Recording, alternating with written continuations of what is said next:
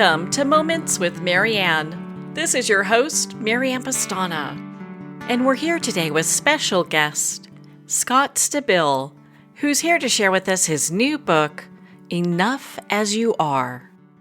So can the power of self-love heal your life? Well, today, Scott Stabile is here to share with us just that. Now, Scott is the author of Big Love, The Power of Living with a Wide Open Heart. He's a passionate love advocate who believes that there is no force more powerful than love to create real connection and healing in our world. Scott guides transformational breathwork journeys and leads personal empowerment workshops internationally. So let's welcome to the show, Scott Stabile. Thank you so much, Marianne. Oh my goodness, what an honor it is to have you here and to have another discussion. I know it's been a little while. So what inspired you to write this book? Well, this book is actually a compilation of a lot of the work that I've done for many years on social media with short prose and poetry that reflects on what I see as the critical importance of self-love and self-acceptance and taking responsibility for our lives and all that good stuff. Well, and you start, of course, with the topic of love, in quite a bit of your work it's interwoven in that. And the first quote I come to talks about either all the people who love you are totally misguided or you're extremely lovable. Yeah. I love that. That's page one. That's the first page of the book. Yeah, honestly, Marianne, I mean, I called the book Enough as You Are because my path in my life these past years has really been about focusing on the importance of self-love, and understanding that the way we connect with ourselves, the way we view ourselves is the foundation from which we engage with everyone else, which is to say that when I'm in good relationship with myself, when I'm really connected to myself as a worthy being, as a lovable being, as someone who is enough, the way that I'm going to engage with others is with that same grace, right? And at the same time, conversely, if my relationship with myself is one of consistent self-abuse and shame, how I'm going to be showing up in the world, in relationships and on social media and everywhere is going to be reflective of that relationship. So I'm a big fan of love, as you know, and making noise for the power of love, which I just see as energy. Love is energy, and it's energy that's alive within us and outside of us. And it's our choice to play with that energy, to act in alignment with that energy. And as much noise as I make for love, I've really come to understand that it all really does start from within. We hear that expression all the time, and it's so true. It's like how we interact with ourselves is critically important to how we show up. So I really encourage people to look at the relationship that they're developing with themselves and to understand that even if much of your life has been spent out of sync with self-love, and if you feel like you're not someone who has ever loved yourself or can't, that it's never too late to begin, right? We're here now, and it's always what we do from this moment on that matters the most. So if you are willing to get in better relationship with yourself, you are going to do it. It's like any skill, self-love, and you practice at it, you get better at it. Well, I think that's such an important piece. And I, of course, love how you bring this all together, especially when we talk about the self-love part, because I'm sure a few people, when they heard that, they're like, ooh, I'm not sure I can accept that. And doesn't it seem that it's like really difficult for people to even love themselves? It's incredibly difficult. I mean, if we just look at the world, it's incredibly difficult. And I think in part because we don't learn to that we this is not a priority. We don't learn this in school, right? And we also, I think that there's conditioning around the whole exercise or practice of self-love that it's selfish, and it is selfish. But what I would like to say is that in my opinion, it's the most beautiful selfishness that there is, because the energy of love is always all serving, which is to say that any work you do on yourself is going to transcend self. That's how love works. It's never limited to self. So I know that when I'm showing up for myself in a healthier way, what I'm offering my friends and family members and loved ones is a healthier version of myself, right? So I think that, I mean, I wish self-love were a class in school, starting in, I don't know, second grade, third grade, like start teaching children the importance of getting in good relationship with themselves. And Marianne, I know you can relate to this. Well, I don't want to speak for you, but I suspect you can relate to this. It's like we, as human beings, we want to feel good. That is an innate desire in all of us. And we also all want to love and to be loved. That is as innate a desire as anything. So when I pay attention to my life and to the choices I'm making, anytime I'm making choices or I'm saying things to myself or others that reflect love, that reflect compassion, that reflect forgiveness, I always feel better. Always, every single time.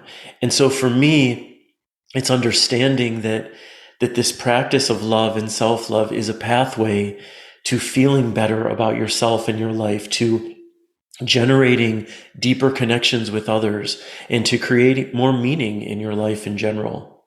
It's a win-win-win-win-win. That's such an important piece, especially in today's society. And of course, you could speak for me because I'm right on the same bus you're traveling on here. Exactly. But when it comes to just society at large, I mean, you're so right, because we've got filters that tell us we're supposed to look like this and supposed to be so thin or so muscular, or you name it. So there's all these different, like, I look at them almost like costumes that we're wearing just so that people feel like they can fit in. Absolutely. And it's conditioned, we're conditioned within an inch of our lives around appearance and beauty standards and all of that nonsense. And it's incredibly hard to transcend it. And I haven't transcended it. You know, I look in the mirror, I get out of the shower, I look in the mirror, and I see things about my body and about myself that I would rather look different. And for me, the gift of acceptance is understanding that though we all want to love and accept ourselves exactly as we are, very few of us are able to do that. And rather than shame myself for my inability to show up at the mirror and love everything I see, what acceptance calls me to do is to accept that there are parts of me that may never love everything about what I see in the mirror, and that too is okay. Like part of acceptance is accepting the parts of ourselves that can't accept all the parts of ourselves, right? Loving the parts that can't love all the parts of ourselves. When we have an expansive view of love and acceptance like this, what I create for myself is much more peace, like a much deeper understanding that all of what I'm experiencing, all of what I'm thinking and feeling is a part of this human experience. Even the stuff that's uncomfortable, even the things I don't like, it's all part of this human reality. And what is possible within us is to offer ourselves grace within the fullness of this human reality. And one of the ways I do that is just constantly remind myself, hey, you're human. It's okay. You're enough. Like, this too is human. You're still worthy. You're still enough. These gentle reminders that even when I'm making choices that I believe to be unhealthy for myself, that I am still worthy. I am still lovable. I am still okay. And because I've practiced it this so much, that is an offering I give to myself incredibly easily, right? It's instinctive now. As soon as the self-abuse of the mind starts to play out, and it still does for me, like it does for everybody, I'm so exercised at offering, hey, you're still lovable, you're still beautiful, you're still worthy. And honestly, Marianne, it's changed my life. It has made my life so much more peaceful because I know that I've got my back. And when you know that you have your back, You're willing to take risks you might not have taken. You're willing to be more vulnerable in your connections that you might not have otherwise been, because you know on the other side of everything, you're going to be there to remind yourself that you are worthy and lovable just as you are. Thank you for sharing that. I think that's such an important piece, especially for those of us who are just trying to make it day by day, getting through whatever next challenge comes to us, then to be able to get to this place where we can find self-compassion. My goodness, what a gift that is. It's the biggest gift. Honestly, I've never shamed myself into healing, and I have certainly loved myself into a better place again and again and again. And I just invite everyone listening to bring more awareness to when you find yourself in struggle or suffering, because so often what I have discovered is that when I'm suffering, it tends to be, not always, but it tends to be less about what the experience in the moment is and more about how my mind is judging myself within the context of the experience. I mean, an example of that is I'm someone who, can put down a pint of ice cream, no problem, in one sitting. And what I used to do when I would do that would be to beat myself up. So I'm eating this ice cream, whatever, enjoying it to some extent, but also like telling myself, you're unhealthy and this is a bad choice and you're harming yourself and you have no willpower, and all of these stories that make the experience of eating that pint of ice cream miserable and a struggle. But when you eliminate the shame, when you take out the story, all you're left with is you and the ice cream, which can actually be a wildly enjoyable experience, especially if you like ice cream as much as I do. And so for me, when I find myself suffering in some way, I know that there's always an invitation to consider, how am I judging what's going on right now instead of just being with what's going on right now? And usually there is a way that I am criticizing myself for the way that I'm showing up in the moment instead of just being with how I'm showing up in the moment. And again, even if it's not the healthiest choice or the best choice I can make, reminding myself that, hey, we don't always make the healthiest choices. We don't always make the best choices for ourselves. This too is okay. Next time, maybe you'll make a better choice for yourself. But right now, this is what you've decided to do, and there's no need to shame yourself for having done it.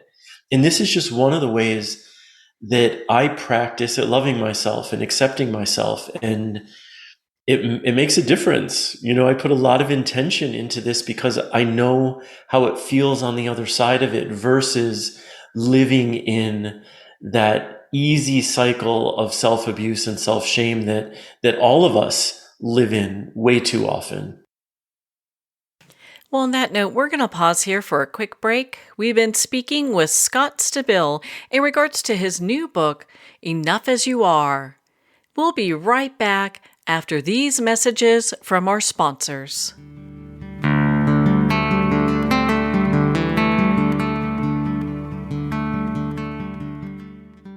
What if everything we think we know about addiction, depression, anxiety, and trauma is missing the one key element that will actually let you walk away from them for good? My name's Bob Gardner, founder of The Freedom Specialist and creator of a body-based approach that eliminates suffering and creates happiness, health, and well-being on autopilot. You can read all about it in my book, Built for Freedom, or start your own adventure toward lasting freedom at thefreedomspecialist.com. If you want to stop divorce fast, you do not need to waste years in therapy. You do not need to work on yourself, and you do not even have to have your spouse on board. If your spouse wants out, if they're filing for divorce, separation, or having an affair, what you need is a proven process to turn your marriage around. Book a free breakthrough session with us at highthrivecoaching.com/apply. Dr. Richard London, who has 25 years of experience being known as the Man of Steel with the Heart of Velvet, presents the Life Wellness System, The Road to Yes, a mentoring system that brings you to becoming a wellness heir. Imagine having wealth, wellness, love, peace, and spirituality in abundance and balance now. Visit doctorateoflife.com or call 720-213-8021 for a free 15-minute wellness evaluation. Hi, this is Jana Wilson, author of Wise Little One, Learning to Love and Listen to My Inner Child, a best-selling prescriptive memoir in inner child healing. I'm also the founder of the Emotional Healing System. The inner child, simply put, is your feelings, both positive and negative. If you'd like to learn to love and listen to your wise little one, pick up my book at Amazon or visit my website at janawilson.com. It's never too late to have a happy childhood. The first thing you need to know about me is that I love my kids, but they are not my everything. They used to be, but that's when my entire life fell apart. In order to pick back up the pieces, I had to put the love I have for myself before everything else, including my kids. I'm Jessica Dennehy, and I own multiple businesses. I'm a best-selling author, and I have all the strategies that I've used to make my life what it is today. And I'm going to teach you how to do them in my new book, Selfish is a Superpower. So go get your copy today on Barnes & Noble or jessicadennehy.com.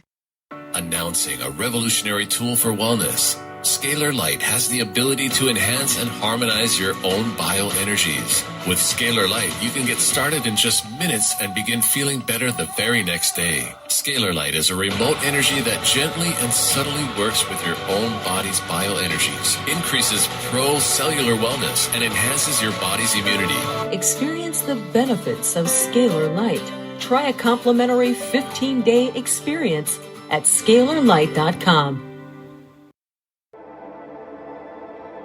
In your hands lie ancestral patterns. These patterns shape how you think, what you struggle with, and experiences you love, your life pattern. We're going into the latest neuroscience of biological hand analysis, a realm beyond palmistry where science and the soul entwine. Hand analysis is the latest method to transform lifelong patterns. I am Master Hand Analyst Brent Bruning. Join us and visit thepowerinyourhands.com. Pandemonium. Fast forward 20 years. A U.S. president seizes control of all U.S. missiles, the power grid, the banking system, and every computer in America as he hides in an underground bunker.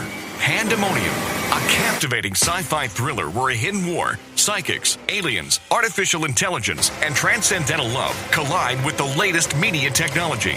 Pandemonium, live to all devices. Get your copy on paperback or digital. Free sample at getpsychic.org.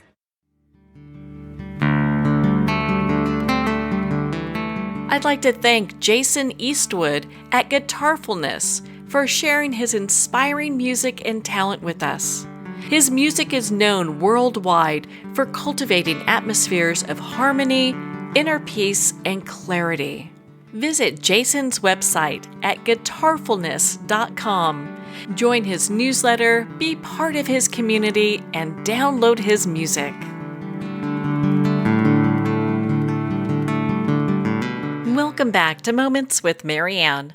We're here today with special guest Scott Stabile in regards to his new book, Enough as You Are. Before we left for a break, you were talking about a couple practices that you personally use, and you showed how to dive into these practices of self-love and self-compassion that I thought were so empowering. The practices you shared allowed us to come to this place where we can deeply focus how things have transpired in our lives with non-judgment, but also with compassion. Yeah, absolutely. I mean, we have what's in front of us in any given moment, right? And, I would say one of the things I say as often as any other is just that if you did no other thing but pay attention to the choices you're making and give more energy to the choices that feel good and add more meaning to your life and add more connection to your life and start eliminating the choices that deplete you, that have you feeling bad, you would change your life overnight. And the choices for me, the most important choices in that are the way that I am shaming and thinking about myself based on what I'm doing. Okay, I felt that one. I felt that. I was like, ooh, I've done that many times, many times. But it's nice to be able to get to this place because I'm sure everyone can relate. I mean, get a little cringy moments where we're like, oh, I wish I could have done this better, or handled this in a different way. And to get to a point where we can find self-compassion for ourselves during this, I mean, that's just such a gift. Absolutely. And look, I suspect there are people listening to this who struggle to love themselves. I give a lot of self-love workshops, and there are always people in the workshops who say to me, I do not know how to love myself, and I never have known. And to people who say to me, I do not know how to love myself, or I'm unable to love myself, one thing I'd like to emphasize is that if you are able to love anybody in the world, then you are certainly able to love yourself, because again, love is just an energy that we get to play with, and we get to decide how we want to direct it and toward whom we want to direct it. And I would also encourage all of us to look at the ways that we actually are loving ourselves already that we tend to take for granted.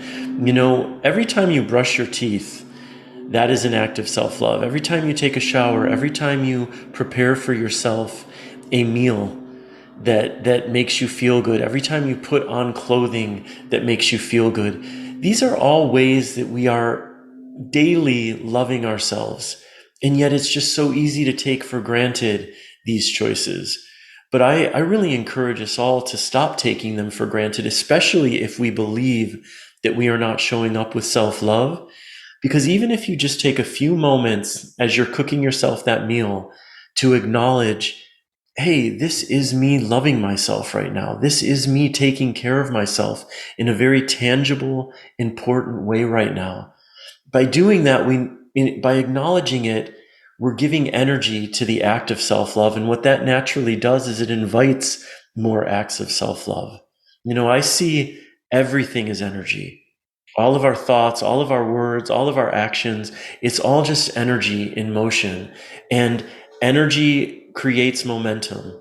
So the more energy we give to anything that has to do with self-compassion and self-love, the more naturally we build on that self-compassion and self-love until we start to discover, hey, I actually am loving myself. This is me loving myself.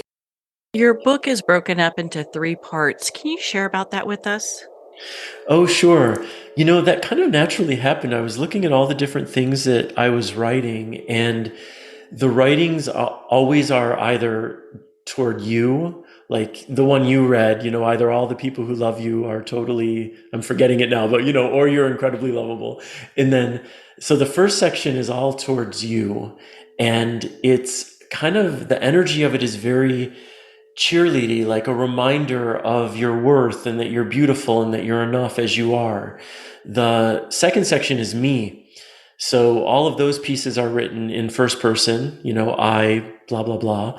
And that one is a bit more like personal responsibility, and really taking an honest look at how I'm showing up and how we can still within that make space for self-compassion and self-love. And then the third section is us.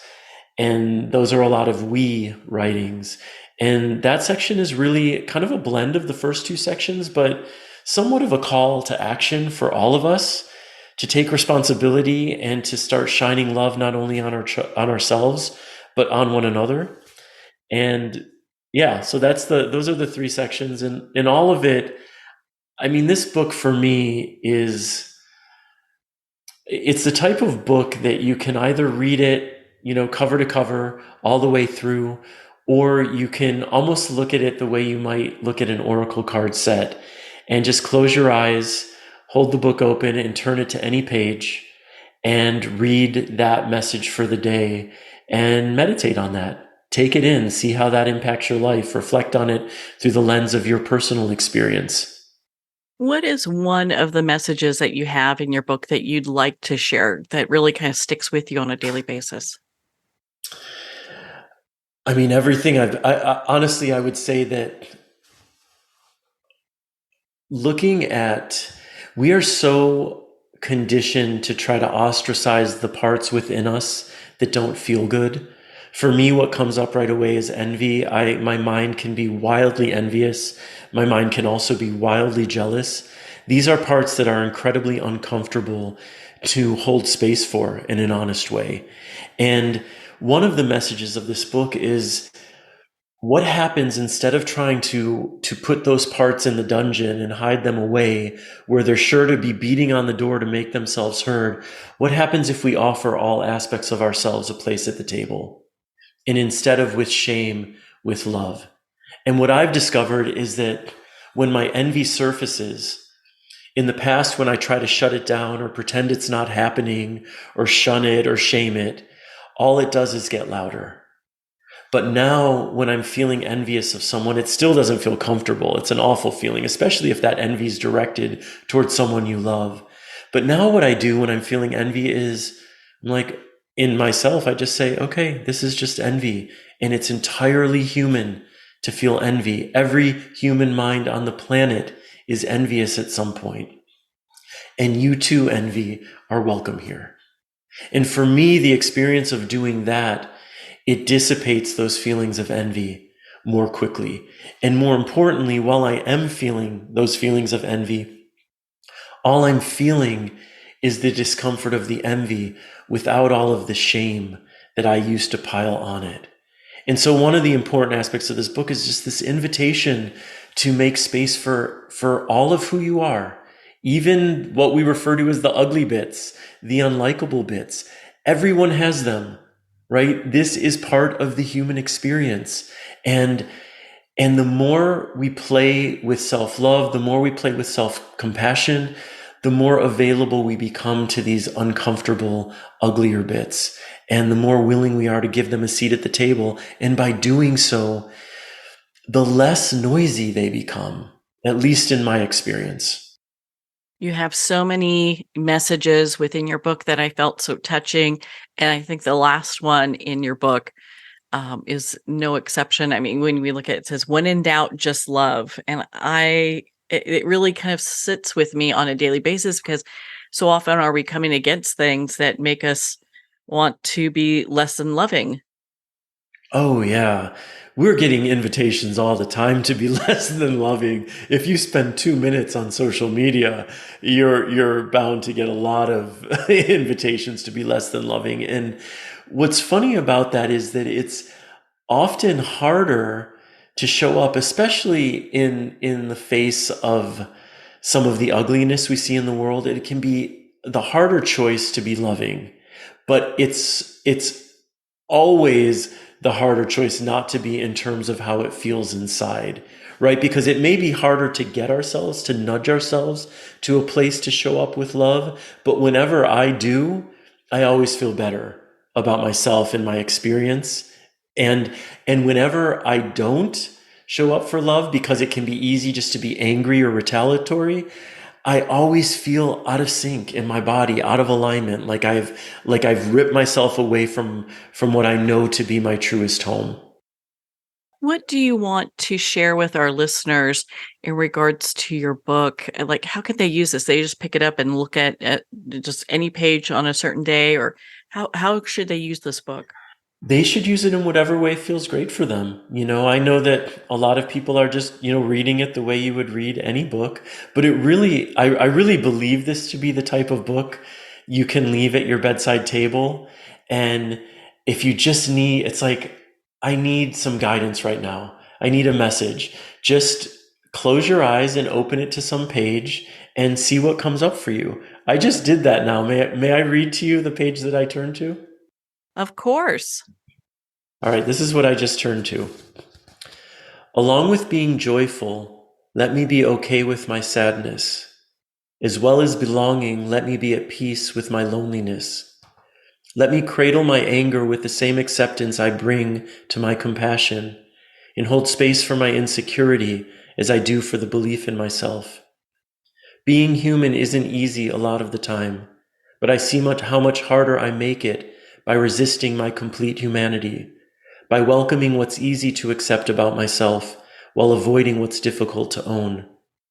I am no longer interested in rejecting any part of myself. All aspects of who I am are welcome here, and none will any longer be received with shame. To all of myself I will say, again and again, I love you. You have a home here always. I love you. Wow, that was so profound. Thank you for reading that. Oh, thank you. I'm really happy I turned to that page because that really does emphasize a lot of what this book is about. It's like whoever I am has a home inside of myself. What all the aspects of my personality has, they all have a home inside of myself. And I am not interested any longer in going to war with any part of who I am. Not even my mind, that is the place that wants to go to war with the parts of who I am. Even my mind, I will shine love on. And I may not internalize its messages the way I used to, thankfully, because a lot of those messages were self-abusive and shameful.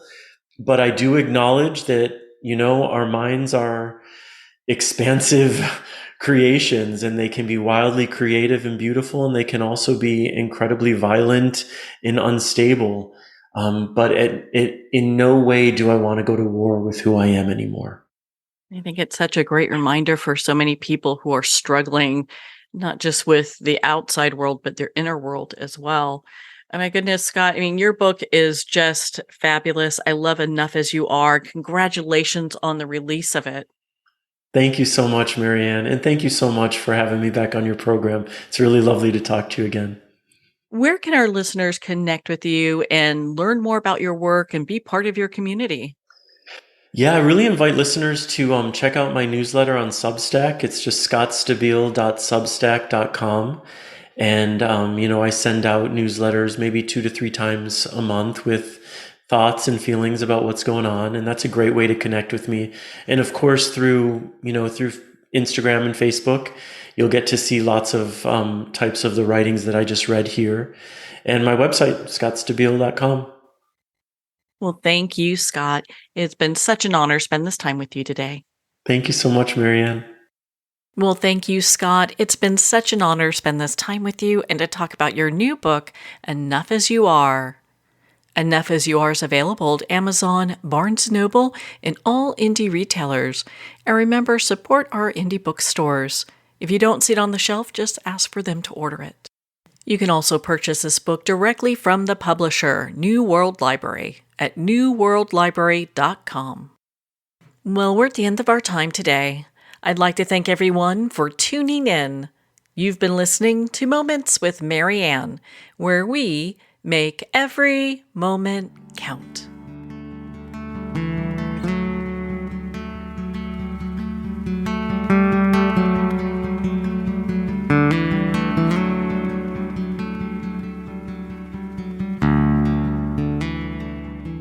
In a single moment, your life can change. Moments with Marianne is a transformative hour that covers an endless array of topics with the best of the best. Her guests are leaders in their fields, ranging from inspirational authors, top industry leaders, and business and spiritual entrepreneurs. Each guest is gifted and a true visionary, a recognized leader in her own work, and while teaching others to develop, refocus, and grow, Marianne will bring the best guest and sometimes a special surprise. Don't miss this. You never know just which moment will change your life forever. Make sure to tune in and visit momentswithmarianne.com for more information.